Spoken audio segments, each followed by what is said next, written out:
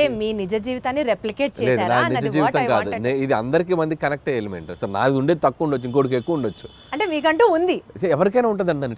అందులో మీరు ఉన్నారంటున్నా. నాకు అంత పెద్ద లవ్ స్టోరీ లేదు, అది నా వైఫ్కి తెలుసు కాబట్టి ఇబ్బంది లేదు.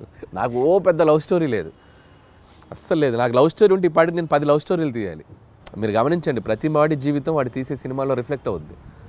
ఏ డైరెక్టర్కైనా తన పర్సనల్ లైఫ్లో జరిగిన ఇన్సిడెంట్స్ ఎక్కువగా రిఫ్లెక్ట్ అవుతాయి. నాకు మ్యారేజ్కి ఎక్కువ రిఫ్లెక్ట్ అవుతాయి. మీరు గమనించారో లేదు, నేను తీసే సినిమాలో మ్యారేజ్ ఫేజ్ ఎక్కువ ఉంటుంది, హస్బెండ్ వైఫ్ ఫేజ్ ఎక్కువ ఉంటుంది. కాబట్టి అది మెజారిటీ పార్ట్ ఉంది. నాకు లవ్ స్టోరీ ఉంటే ఈ పార్ట్ నేను అద్భుతమైన లవ్ స్టోరీ తీయాలి నేను. మీకు అర్థమైందా?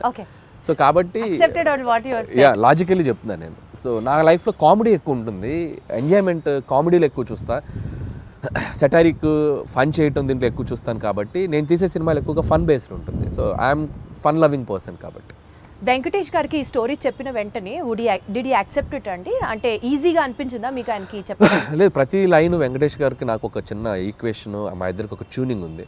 సో అనిల్ బాగా తీయగలనే నమ్మకం వెంకటేష్ గారికి ఉంది. వెంకటేష్ గారు నన్ను బిలీవ్ చేస్తారో, ఆయనకి ఎలాగైనా ఒక పెద్ద హిట్ ఇవ్వాలనే ఒక కాన్ఫిడెన్స్ నాకు ఉంటుంది. బట్ ఈ ఆల్వేస్ లైక్ ఎంత ఫ్రెండ్లీగా ఉంటాడో అంతే గైడెన్స్ ఉంటుంది ఆయన నుంచి.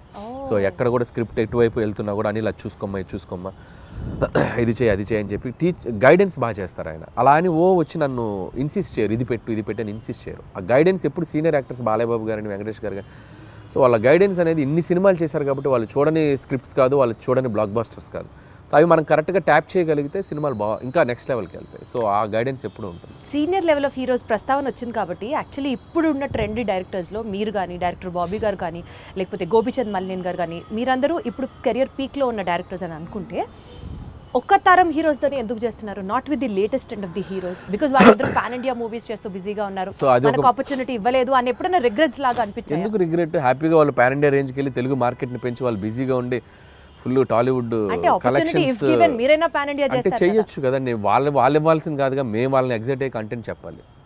వైస్ వర్సా, స్టార్స్ వచ్చి మాకు ఇచ్చేది ఏంటి ఆపర్చునిటీ? మేము వెళ్ళి వాళ్ళని ఎగ్జైట్ చేయాలి. అదే అల్లపోని జరగట్లేదు. జరగాలంటే మేము వెళ్ళి ఎఫర్ట్స్ పెట్టి ఒక కథ, ఇప్పుడు స్కేల్ పెరిగింది, స్పాన్ పెరిగింది.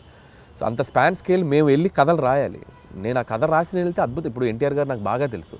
టు బీ హానెస్ట్, తారక్ గారితో నేను ఒక 2-3 సినిమాలు చేయాలని దగ్గర దాకా వెళ్ళి మెటీరియలైజ్ అవ్వలేదు. సో నేనంటే ఇష్టం ఆయనకు బాగా. వాళ్ళని ఎగ్జైట్ చేయాలి మేము వెళ్ళి. సో ఆ ఎగ్జైట్ చేసే కథలు దొరికినప్పుడు ఆబ్వియస్గా చేస్తారు. మహేష్ గారితో చేశాను నేను.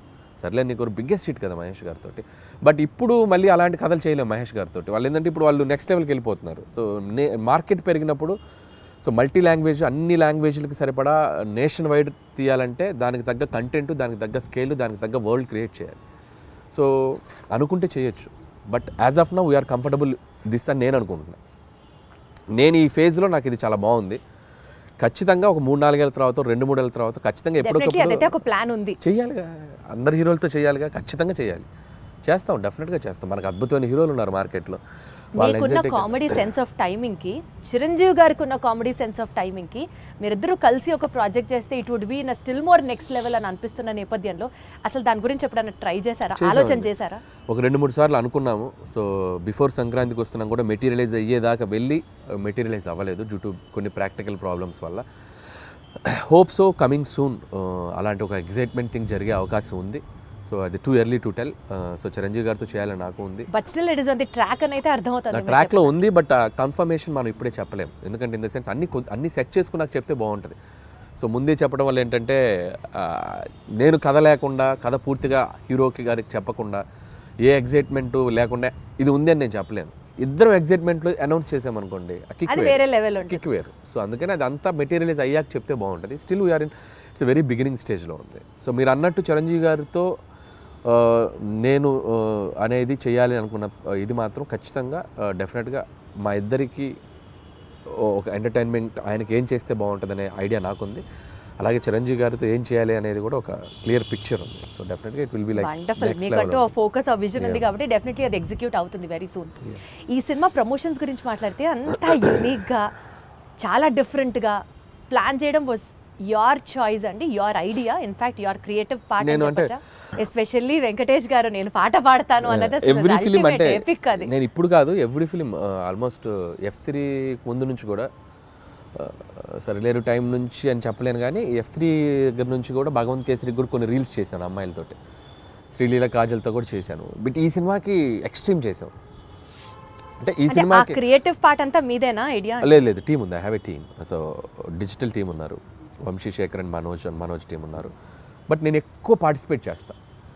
వాళ్ళు చేసిన పాట దాంట్లో పాడతారని వెంకటేష్ గారు అవి మిమ్మల్ని అవి ఇన్స్టెంట్గా విసిగించడం. నేను క్రియేట్ చేసుకున్నవి. వెంకీ గారు నేను అనుకున్న చేసినవి కొన్ని ఐడియాస్. వాళ్ళు ఏంటంటే నేను ఐడియాస్ చెప్పాక వాళ్ళు డెవలప్ చేస్తారు, వాళ్ళ దగ్గర ఏదంటే నేను ఇంకా బాగా డెవలప్ చేస్తాను. So it's like mutual. But most of the time ఏంటంటే నేను ఎక్కువ ఇన్వాల్వ్ అయ్యి వాళ్ళని ఎంకరేజ్ చేస్తూ ఉంటాను.